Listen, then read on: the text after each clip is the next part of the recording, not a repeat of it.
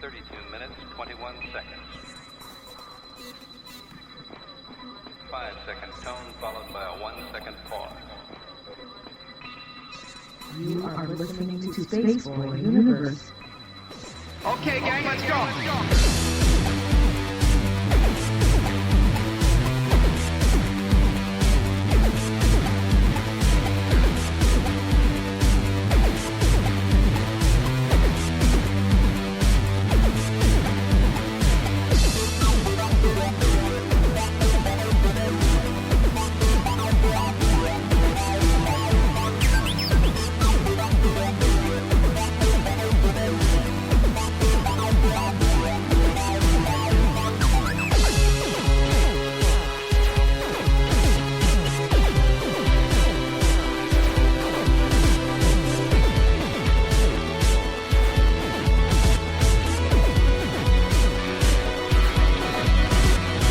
From the space city called Houston, Texas, welcome to Spaceboy Universe, featuring Spaceboy and the lovely Surlana.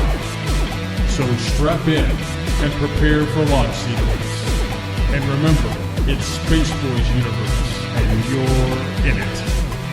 You're dang skippy it is. It is Spaceboy, and we are on our fourth night of the test beta for the week of Spaceboy Universe.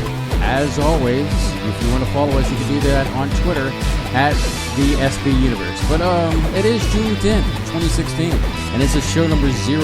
And our awesome guest tonight is Gordon Rupe, and he's going to lay it down with us tonight and talk about some of his books he's got going on. So, yes, if you want to follow us on the Twitter thing, you can do that. You can go to SB Universe.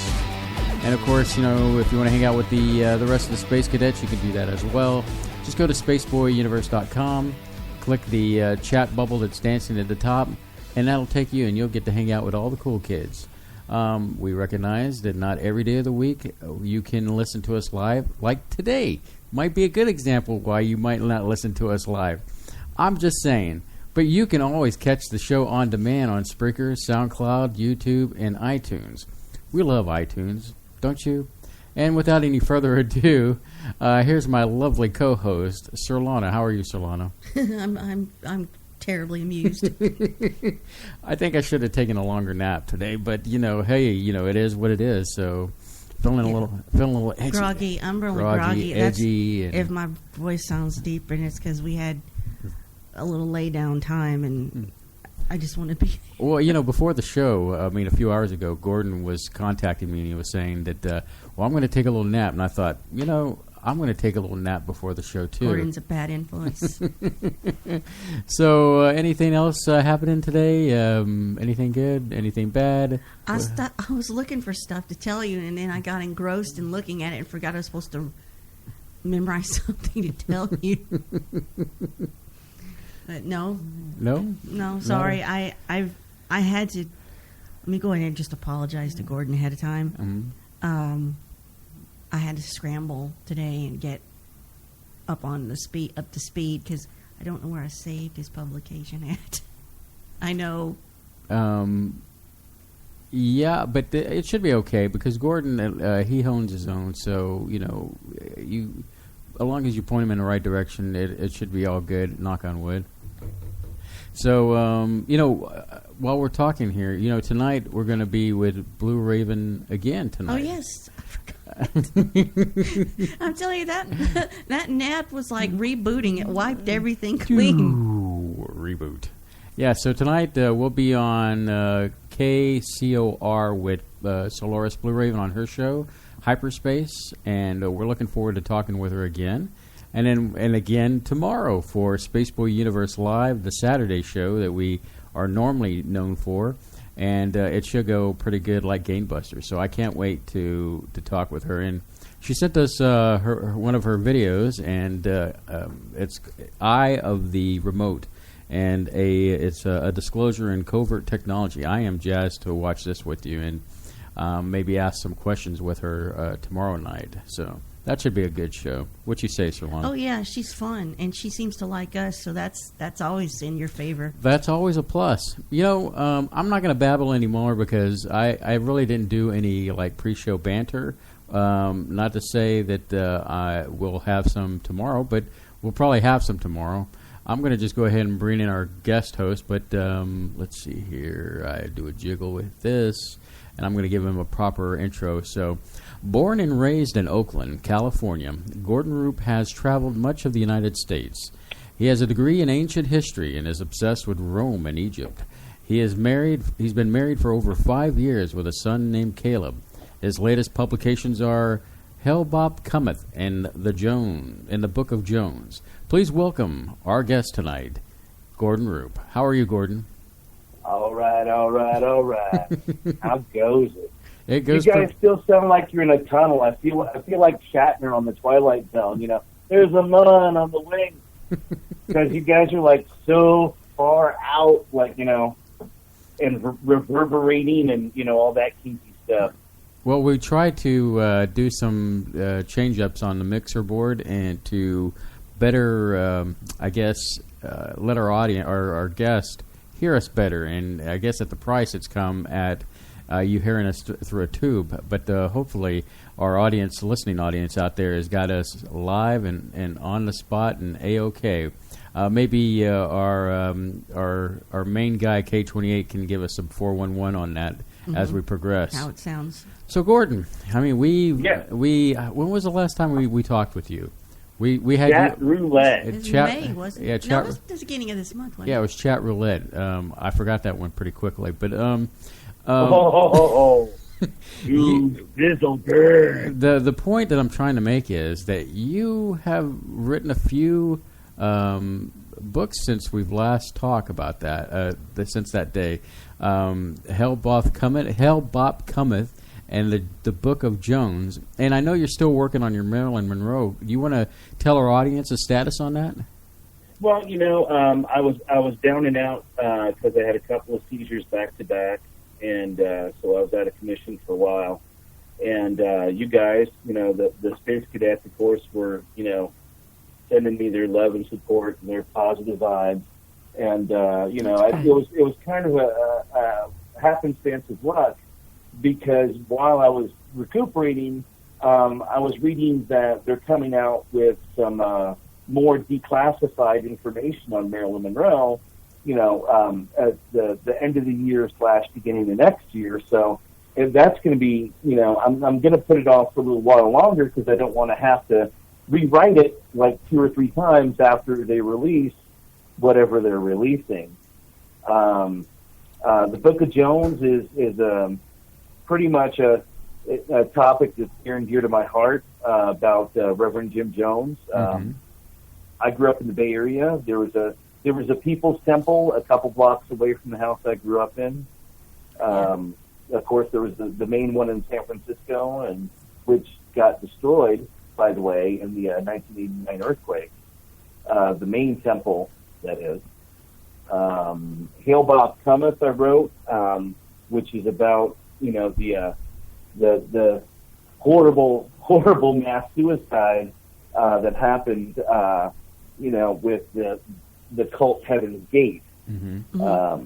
They were under the impression that there was a UFO in the tail of Hail Bop Cometh, and if they killed themselves, that would beam them up to it. Right. So, and sadly, that's not an exaggeration. That's almost verbatim of their doctrine. I had to quickly get up on this. I mean, I remember it because I was in my second to last year of college in '97. And do you remember hearing about it when it broke in the media? I'm sorry, were you talking to me or Spaceboy? To you. I am only talking to you. Oh, I'm always talking to you. I ignore him because, good, he's my husband. Well, no, but... Did you hear us? What's that? Hold on. We're having a little technical difficulty. Look at this. See, I'm this close to the mic. I was any closer. Okay.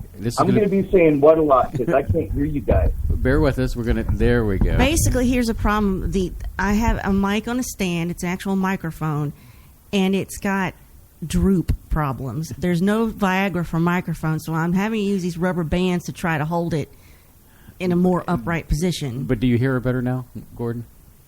No, she sounds worse. Okay. I can hear you a little bit better. All right. But it's nothing like, the shows it's a before Skype where I thing. could hear you guys crystal It's a clear. Skype thing. Go ahead and ask your question, dear. Did you remember back in 97 when this broke in the news, what your impressions were when you heard it? Or do you remember hearing it back then? When that happened, I was still living in the Bay Area, and it was a matter of a lot of people were going, oh, it's Jonestown 2.0. It's another version of Jonestown, and da-da-da-da.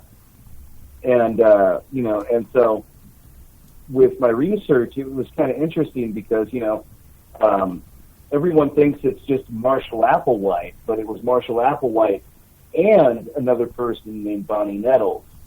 And Bonnie Nettles, her thing was she had already died. Right. But everyone talked about her like she was still alive. It was creepy. I sat through about 30 hours worth of recruitment videos that they had. Right, I read about that. Yeah, and I say it in the book, and I'll say it till the day I die. The only way I can describe Marshall Applewhite, is deliciously insane. Yeah, I read that. Yeah, that leads to a good point. So you have somebody like Marshall Applewhite, and what was the appeal to the people that he brought on board to this belief system? What was you saw some of the videos. What was your take on that? Well, I think his main appeal was, for one, he was very, charming. He had that Jim Jones kind of je ne sais quoi where he could talk to anybody and relate to anybody. What's that? Persuasive. I still can't, I don't. Yeah. Here, I'm going to email you my notes and you ask these questions. No, just... Well, it's just, I can hear Spaceboy fine. It's just, it sounds like, I found him, I can hear his sound better than I can hear your sound.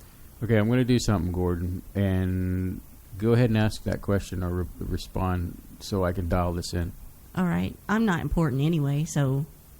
Oh, Surlana, you're the only woman for me. Oh, well, I'm sure your wife is thrilled to know that. I said next to my wife.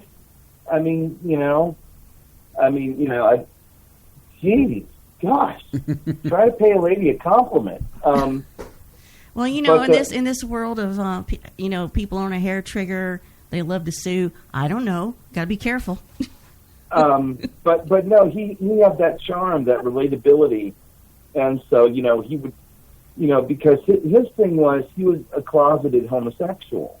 Oh, really? And this part kind of brought me back to like my George Carlin mentality, because during all my research, I kept finding that during the 70s, he was quote unquote briefly open about being gay.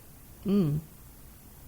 You're briefly openly gay? What does that even mean?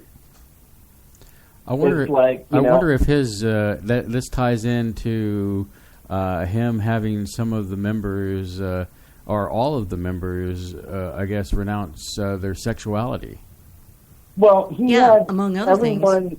Everyone was ambiguous. They were, whether they were man or woman, you pretty much could not tell them apart. They all had the same kind of glasses, the same kind of bowl haircut. A lot of the people who, quote unquote, walked away from the cult before it happened, like you can only shave your face in one direction. You were not allowed to shave your legs if you were a woman. You were not allowed to shave your armpits. There was no lipstick, no eyeliner, no jewelry of any kind, so on and so on and such. I couldn't fit in this. That's what I read on the internet. It says to be eligible to go to the next level inside this cult, you had to give up all your attachments to the planet, to planet Earth, which means sometimes you have to give up your family, your friends, your sexuality, your individuality, your jobs, or your job, your money, and all your possessions. And I guess all that other stuff, like you're saying, comes under those headings. Well, it was more. It wasn't turning your back on planet Earth per se. It was turning your back on all things human, yes. So that way you could go to the level above human, transhuman or extraterrestrial. Well, okay, and this is where it gets confusing. Extraterrestrials were fallen angels. Okay. Yes. But it was a matter of not all aliens were angels. Okay? Right. See if you can keep up with this. Okay. The aliens that had genitals were Lucifers.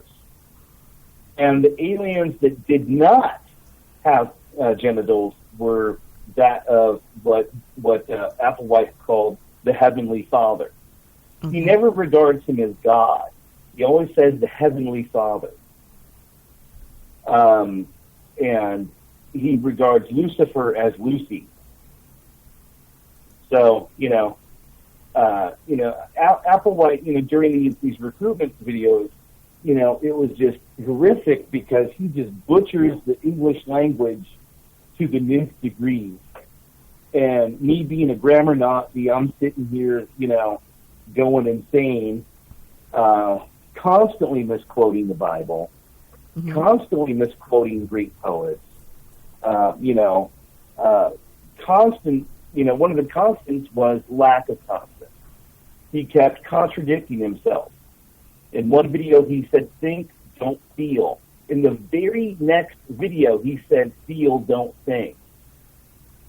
So it was like he was making it up as he was going along. That's what I read, is that their belief or their policies or what they'd say, oh, we're thinking this way, or we're doing this way, would sort of change over time, and it would, they, like you said, they said, do this, not that, and then he changes his mind about it, and it just sort of like one thing I read is when something happened in the larger New Age community, he would bring it in and adopt it. And I don't know if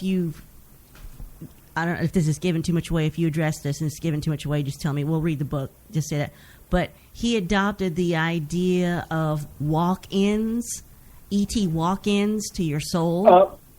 Well, no, Bonnie Nettles, his partner in crime, she developed that idea. And with the whole thing with walk-ins is Jesus was a walk-in. And the concept of walk-in is a Holy Spirit that takes over your body, okay? So Jesus, from, when he was a little kid up until his first religious experience, so to speak, he was human Jesus. Okay. And then the walk-in happened, and then he was Jesus and God at the same time. Okay. So everything that happened before the walk-in, everything that happened before the walk-in didn't count. So if you were like a rapist, didn't count. If you were a killer, a murderer, didn't count. Because, Applewhite and Nettles, they did time for stealing a car. He was fired for having an affair with one of his male students when he was a teacher. And, from after that point, they had the walk-in experience. So none of that counted. So figure that out. Yeah, well, what I read is, and I'm sure your research is way more thorough because you wrote about this, was that it's similar to the concept of being possessed by spirits. An entity occupies a body that has been vacated by its original soul. That's what I read, but you can stop at my research. Because, see, Applewhite, with him, he claimed to be Jesus. Right. But he wasn't the second coming of Jesus. It was just the same spirit that was in Jesus was now in him. Okay? And so it wasn't that your soul dissipated or your soul died. It stayed in your body with the walk-in. But then later on in his teaching, he, big shock here, completely contradicts that and says the minute the walk-in happens, your spirit automatically goes to the heavenly kingdom. So, place your bet. When did the quote-unquote power couple meet up, and what were their first beginnings, Gordon, do you recall, for your research? Well, from my research, they met in the early 70s. Nettles had been, Bonnie Nettles, who would later on, I mean, it was amazing. They went through nicknames like Surlana goes through nail files. Oh, I mean, you're hilarious. Whatever, that was an awesome joke. Whatever. I spent an hour writing that today. Be honored. No, but seriously. It took you an hour? No, it didn't. It did not. I'm sorry, continue. I'm sorry, I'll be quiet. But they went by, like, you know, there was Bo and Pete, you know, he and Joe, you know, and my personal favorite was, for a while, they were going by Guinea and Pig. And they had those little nicknames, Bo and Peep and Doe and T.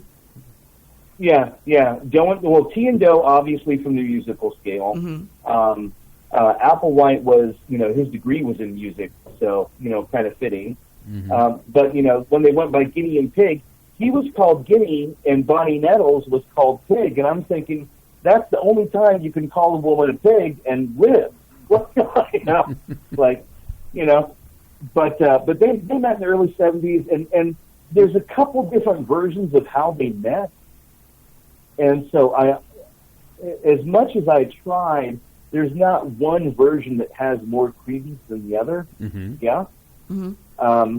Because they're both Texas natives. They're both, you know, from the Houston area. Yes, that's what I read, is they're both from Texas. And I am Bonnie not Nettles, from Texas. Okay, look. Go ahead. She's saying she's not from Texas. So I'm exempt to whatever you're thinking, Gordon. You know, we're not all crazy here in Texas.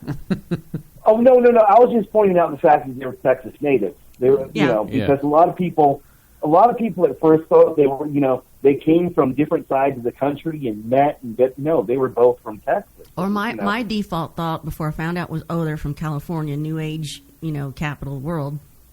Yeah, well, again, that's what a lot of people thought, was they were, you know, but you know, they despised what they considered to be New Age, even though they posted all of their flyers in New Age bookstores, and at one point owned a New Age bookstore, but they despise it. So figure that out. Well, wouldn't you say that eventually their teachings before the Great Beyond probably could have lended to that kind of culture? I mean, you know, it seems like, depending on, you know, who it may have read these flyers, they could have connected in some way and thinking, well, that must be the path for me. What say you?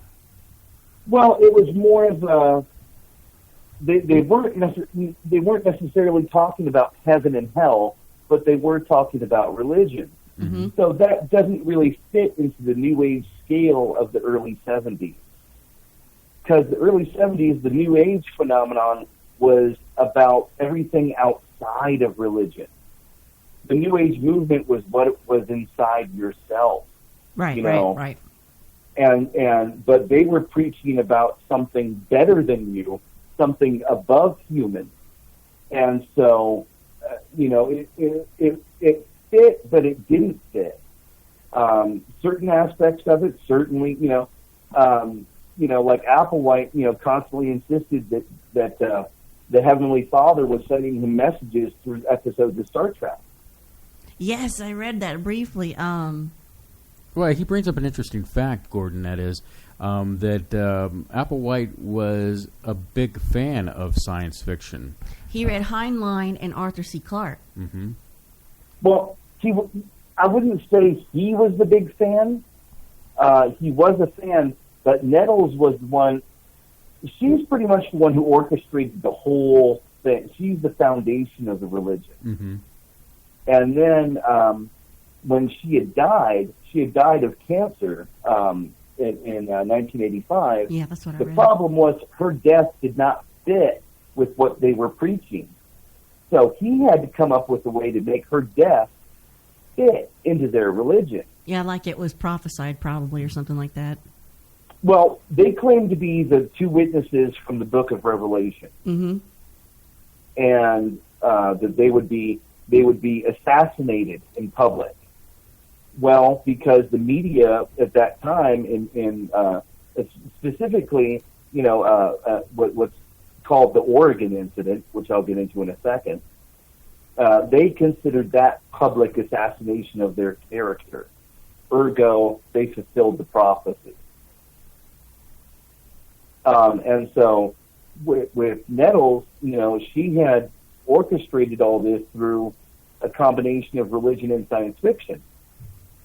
Applewhite, he had gone to seminary school. You would think he knew the Bible pretty well, but he couldn't quote it to save his life. Mm-hmm. With the Oregon incident, they had sent out a flyer, and a handful of people showed up, and the next day, all the people that showed up disappeared. And it was, it got to the point where it was statewide news in Oregon, not just local news, but it was statewide. Everybody that listened to them speak left their lives behind and went with them. That's how charismatic they were. Nutty to me. Well, I mean, the funny thing is, he justifies the messages through Star Trek because he says in the early 70s, that they were sending him messages through the original series. Right. And then when it was time to ascend to the level above human, Star Trek The Next Generation was on.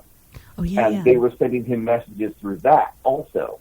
But speaking of Star Trek, did your research also uncover who among the Heaven's Gate dead had a connection to Star Trek? Nichelle Nichols.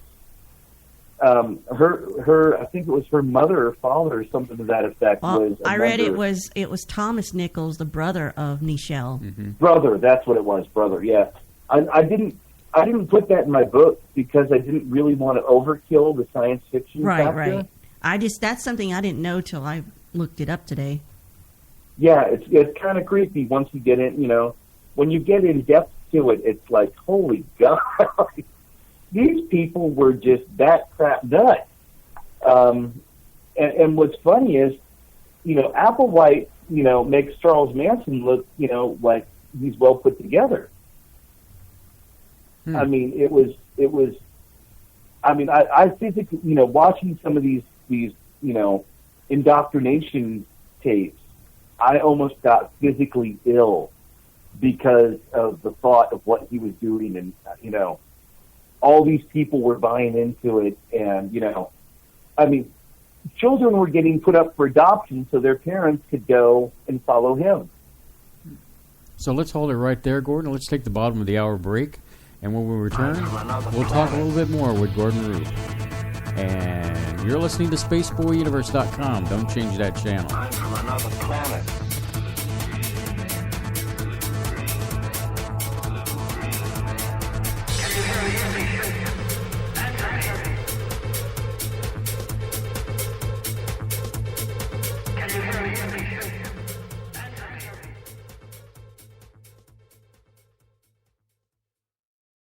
Hello, Space Cadets. It's me, Spaceboy of Spaceboy Universe Live. I'm here to ask you to consider donating to cover our costs for broadcasting our live show. We love our show. We believe in the product, but we need your support. So visit SpaceboyUniverse.com and click the Donate Now button. This will take you to the SBU PayPal account, and you can choose the payment type of your choice. Every little bit helps. Surlana and I appreciate your support. And as always, listen to Spaceboy Universe live on Saturday nights at 9 p.m. Central Standard Time, only on SpaceboyUniverse.com.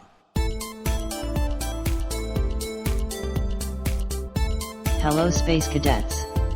It is announcer Savannah. I want to tell you that as a dedicated member of the SBU team, you always want to look your best. Do it in a Spaceboy Universe t-shirt. Get yours at spaceboyuniverse.com by clicking the banner on the website. Remember that, it's Spaceboy's Universe, and you're in it. This is author Gordon Rupe. You are listening to the Spaceboy Universe. This is K28, and I'm listening to Spaceboy Universe. Hi, y'all. This is Lori calling from Texas, and I love listening to Spaceboy Universe. Hey, this is Dave Cruz, host of Beyond the Strange, and you're listening to Spaceboy Universe. This is Wendy. I'm listening to Spaceboy Universe. Hey, y'all. This is Lorelai DeLille. I listen to Spaceboy Universe. Don't you? Tell your mom and them I said hi. The epic battle begins this Friday. Direct from ringside at Laser Death Melt and Bot vs. Bot in Galaxy's 2-ton weight championship, where your challenger, Good Bot, will face the reigning champion, Bad Bot. You're terminated. Reserve seating starting at $30. 2-drink minimum, where ladies don't get in free. This is an SBU production. You're listening to Spaceboy Universe.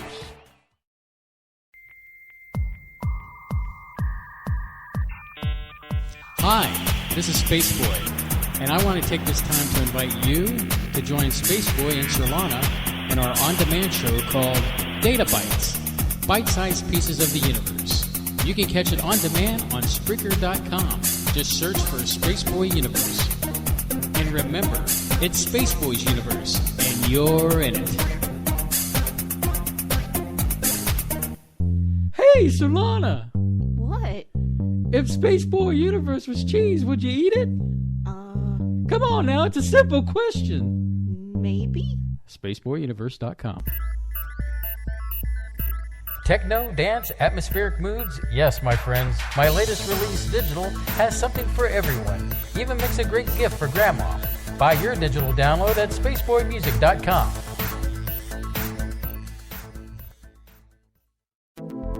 Greetings, Space Cadets. Let's see what's in the sky tonight in the Spaceboy Universe. Tonight, in the eastern sky, we have Spaceboy Universe rising above the horizon in glorious splendor. And in the west, we can see Surlanus Majoris, which is visible at 9 p.m. Central Standard Time, just below the K28 belt. So keep your eyes on the sky and listen to Spaceboy Universe. Greetings everyone. You can catch Spaceboy Universe on every Saturday night at 9 o'clock p.m. Central Standard Time. However, we know that you might not be able to catch the live show. That is why we have many places to listen to it on demand, like iTunes, SoundCloud, YouTube and Spreaker. So take the universe with you wherever you go. Always remember that, it's Spaceboy's Universe, and you're in it.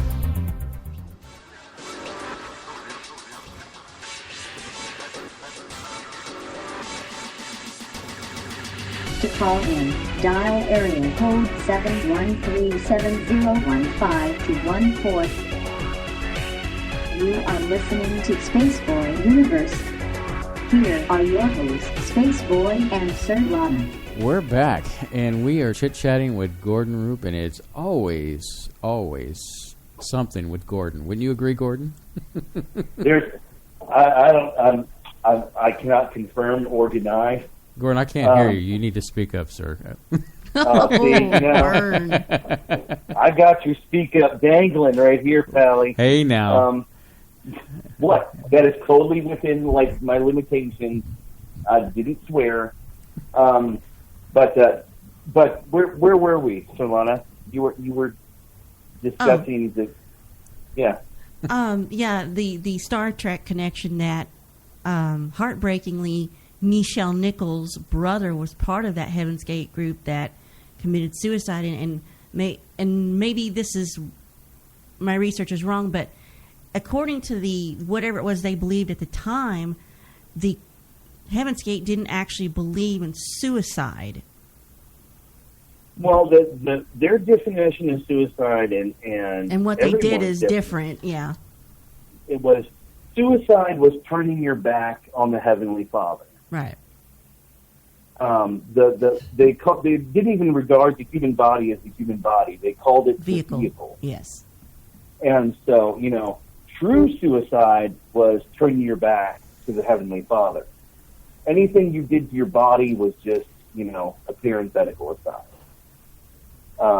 But as I said, most of this came from Bonnie Nettles, because she, through most of her life, she would go to psychics and seers, and she held weekly sing-offs at her house. And then once she met Applewhite, she was told that from a psychic that was fulfilling the prophecy of the Bible.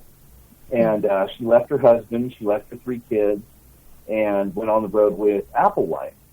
And, that's when, they started to develop their religion. Let me ask you, Gordon, do you think that the followers adopted a look that would, and I hate to say it like this, but someone who was suffering from cancer, shaving their heads, to give that look because of Bonnie?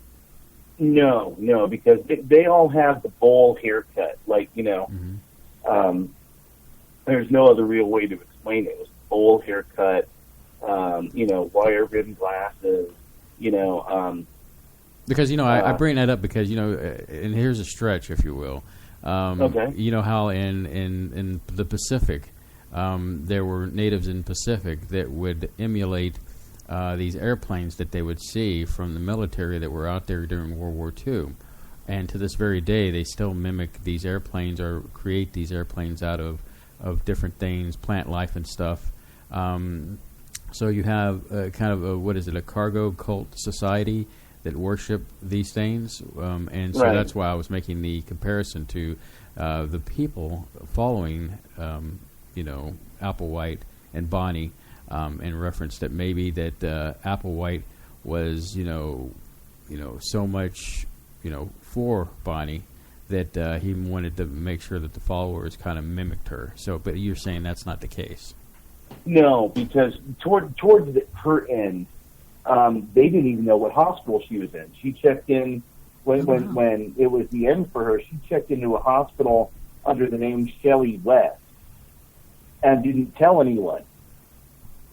And so Applewhite, who by that time was known as Doe, he found out, vis-a-vis, I think it was her last will, is how he found out that she actually passed. Because, it was one of those moments where it's like, just start walking and don't look back, And when she died, he had to fit the whole thing into religion, and, man, just, there is no way, even, David Koresh was sane compared to these people, just horrific things that they did, not only to themselves, but to others, because you had, some of the members, because they were, for the longest time, they were discouraged from talking to family.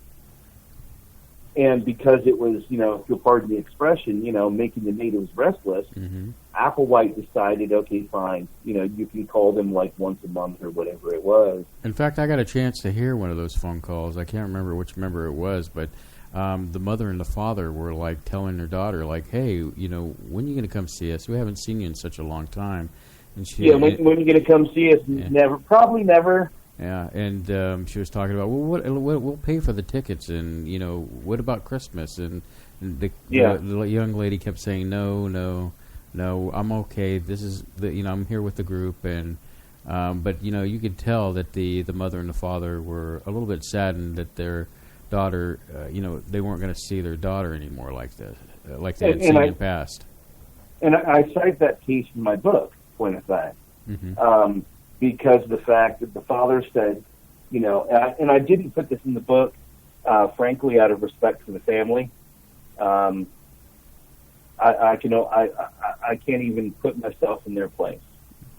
All my sympathy, all my heart, all my positive thoughts go to the members of the families involved.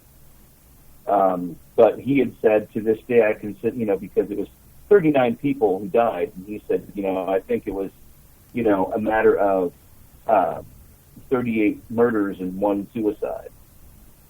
Yes. So, and So Gordon, go ahead. I was going to say is that what do you feel? I mean, would you feel was there programming going on that was not on the front line? I mean, was Applegate somehow? I mean, even though he was limited in certain things, somehow programming these people to give up almost so basically the program to at the end to shed their mortal coil. I mean, do you believe that there was programming? To an extent, yeah, because it was a matter of no matter what you ever did, it doesn't count. So you're automatically going to heaven. I mean, who does not like that idea? Every sin that you ever committed, you do not even have to repent. You're automatically going to heaven. And by the way, heaven is in outer space, and it's not even a planet; it's another dimension, and XYZ. So I mean, I don't think it was necessarily programming. I think it was dangling the carrot. It was, this is how awesome it is. This is how, come with, and of course, like every religious leader, the only way, to the truth, the only way to bliss, et cetera, is through me. So basically, that's what he did. So the path to salvation that was the easiest way to that salvation appealed to some of these people that thought that they had no salvation, that they probably felt like they were damned to hell, and so to speak. So Heaven's Gate offered them an opportunity for the ultimate salvation without, the passing go to collect the $200. Well, a majority, of the followers were, what I like to call religious hopscotchers. Mm-hmm. And by that, I mean, they try out Buddhism, and then they try out Christianity, and then they try out Judaism. And then they go from one religion to the next, to the next, to the next, and that was a majority of his followers. Were these people, the one in question, I think I want to say her name was June, is the one that you're talking about with the parents. Mm-hmm. The scary thing was she was in her 20s. But if you look at the goodbye video, which is what it is called because they are all saying goodbye before they kill themselves, she looks like she's in her early 50s. Mm-hmm. Their diet was horrific. They did enemas on each other twice a day, which consisted, it was cayenne pepper. It was, things that should not be in an enema. So, I'm sure that took a toll on their health. No one is really sure how and when they heard of the Hale-Bopp comet. No one knows where that theory got cooked up. Really? Because the comet itself was discovered almost 2 years to the day before the suicide. Interesting. And Doe had come up with this idea that, by the way, in the tail of the comet, there is a UFO, and Bonnie, a.k.a. T, Doe, T, was driving that UFO. She was coming to pick them up. And her UFO was in the tail of the comet, so we all got to kill ourselves to get beamed aboard. They actually, on their suits, they actually had patches that said Heaven's Gate Away Team. Yeah, because it's a Star Trek reference again.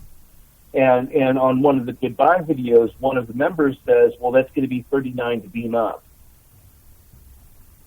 It was constant Star Trek, like just to the nth degree. I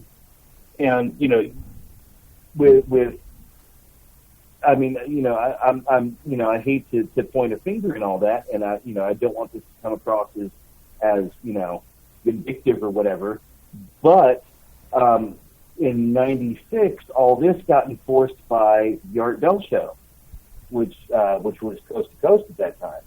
And see, K28. Yeah, that's what I just say. K's. Yeah, he's on it. Yeah, Jinx, you owe me a Coke, Jinx. But it wasn't Art Bell per se. It was someone who called in and said that they had pictures that, could prove that there was a UFO in the tail of the comet, da-da-da-da. And this was roughly about 9 months before they killed the Heaven's Gate people killed themselves. So Art Bell, let this, entertain this guy to the nth degree. And then he called back and he said, he had even more pictures, and no one ever saw the pictures.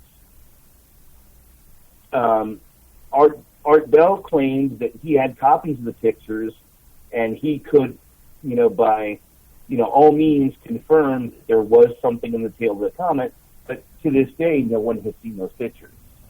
There's been quote-unquote replicas, but nobody really knows if, those are the ones that Mr. Bell saw or not. But yeah, Coast to Coast did play a little part in that whole fiasco, and K28 owes me a Coke. Well, I wanted to ask you, what about, when they found the members passed away, what I found curious was that they had something in their pockets. Yeah, well, reports vary, but they had money in their pockets. Mm-hmm. I read one report that said that they had $5 in quarters in their pockets. That's what I read. There's one where they had 5 ones and 75 cents in quarters. There's one where it's a $5 bill and $1 in quarters. There's one where it's a $5 bill and $3 in quarters. There's no real definitive, cement. This is what they had, And the whole thing with discovering the bodies, I'm really glad you touched on that, because this is something I left out of the book because the sheer fact of the person in question is still alive. The anonymous caller, his name's Rio D'Angelo, and he was a member of Heaven's Gate. And Doe had sent him away 3 days before the suicide. And he had received the videotapes, which were the goodbye tapes, in the mail from Doe. So the goodbye tapes were recorded way before he ever sent Rio away. And he mailed them before he sent them away.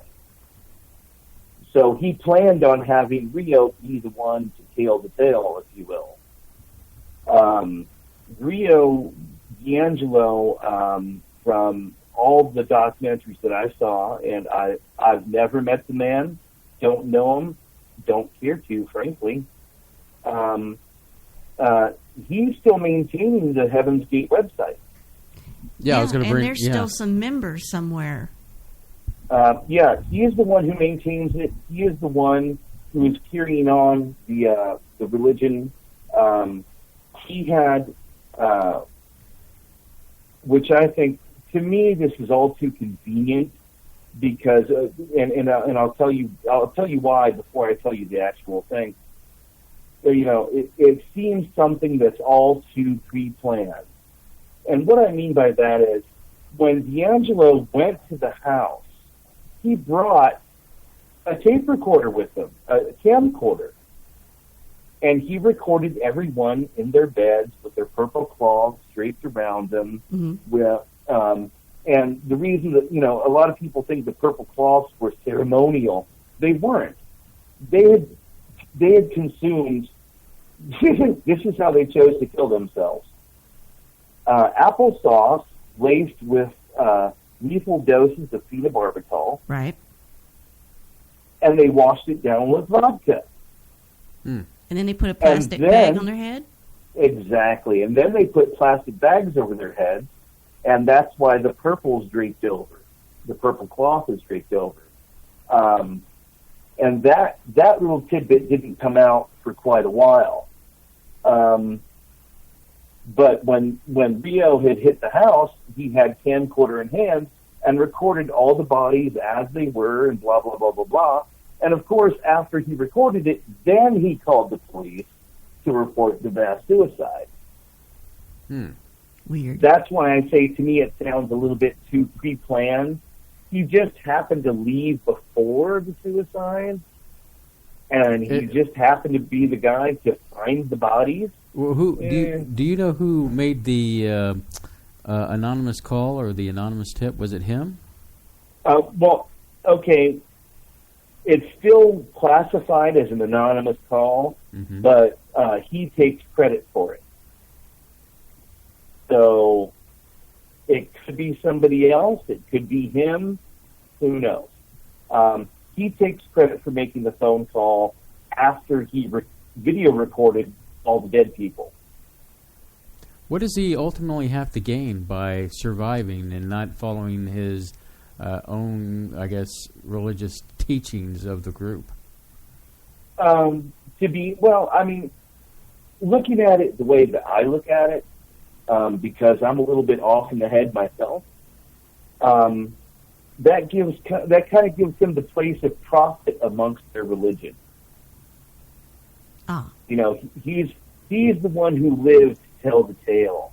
You know, I mean, in Rome they used to have those people, from the retired veterans of the gladiators and so on and so on and such, who would tell the story of the Battle of XYZ. That's what he is. You know, he survived to tell the tale of the Battle of XYZ. And, that will cement him a place forever in their religion. Well, what is this? Did your research come up with this, that the group had bought alien abduction insurance in 1996 for 50 of their members for $10,000? You know, I came across that, and the more research I did on that, the more I found that it's a red herring. Okay. It didn't happen. You're saying? Because they wanted to get abducted.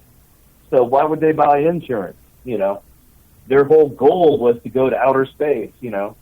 Right. It doesn't make sense, does it? No, not at well. Saying it doesn't make sense, I mean, the whole thing just doesn't make sense. But, you know, hey. I don't know, Spaceboy, you've been quiet for a minute.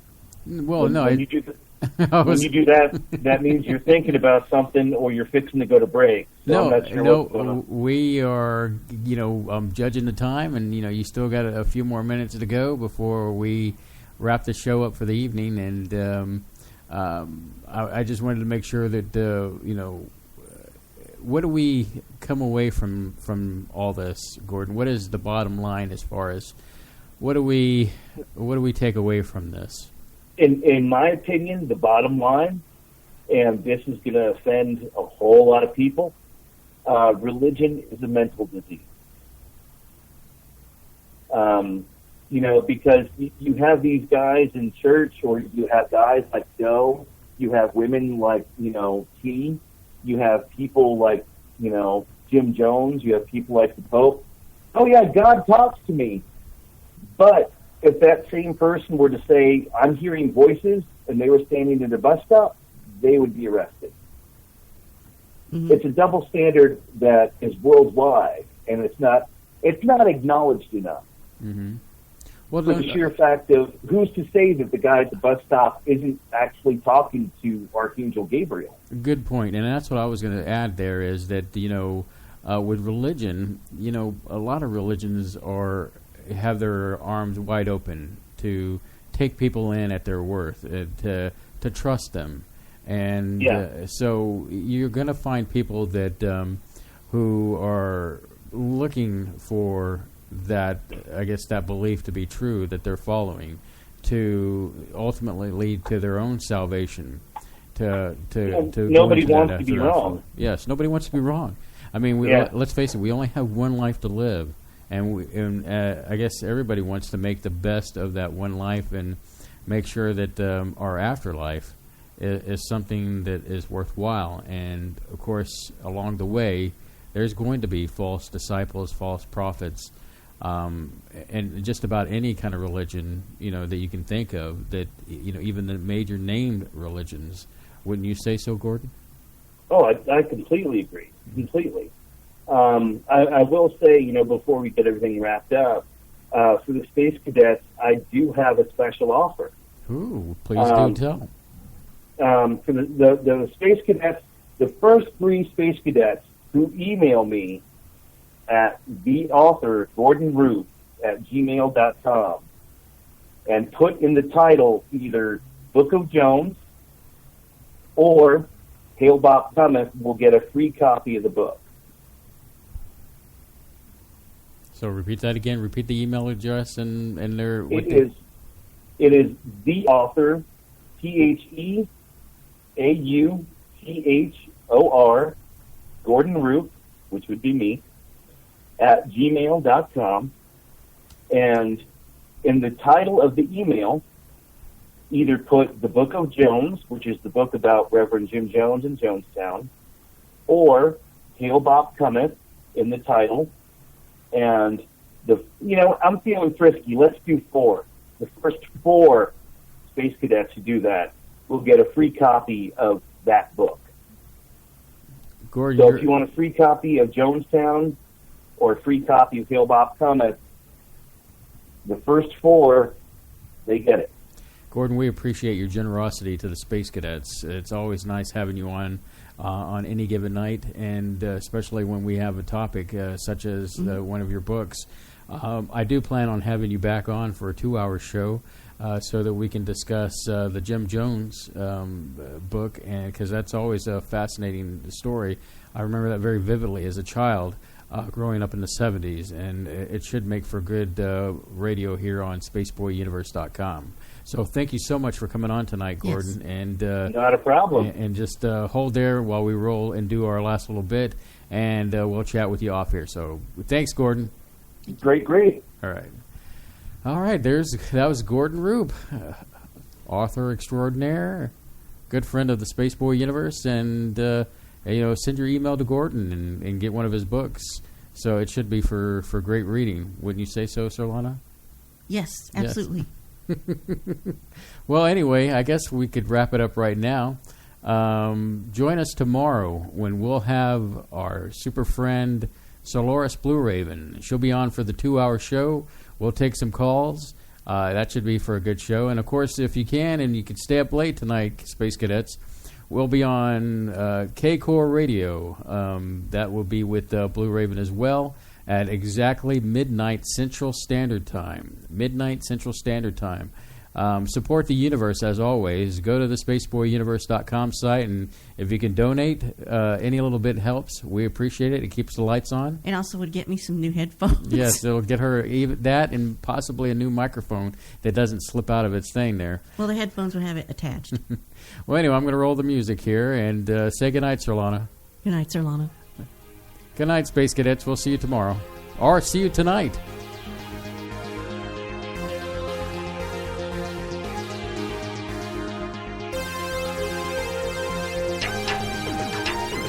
Spaceboy Universe is hosted by Spaceboy and Surlana. Executive producer is Surlana. Producer credit goes out to Dennis Koch. Find Spaceboy at spaceboymusic.com and spaceboyuniverse.com. This has been a Spaceboy Universe production. You have reached your final destination. Good night, Space Cadets.